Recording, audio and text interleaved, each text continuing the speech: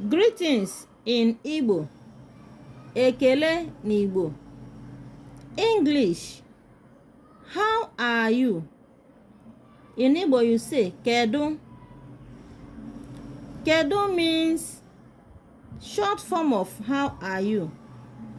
If you don't want to say kedu ka ị mere, you say kedu. Then the person will respond, ọ dị mma. Ọ dị mma. Thank you. Imeela. Imeela. Thank you. Daalụ.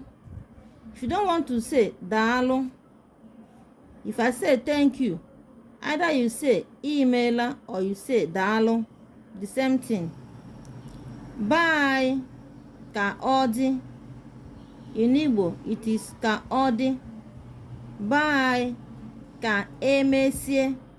Ka emesie. If you don't want to say ka ọ dị, you say ka emesie. Just the same thing. Bye. Good night. Ka chi fo. Ka chi fo. I will say ka ọ bọ. Then I will reply ka ọ bọ. Good morning. Ị bọọla chi.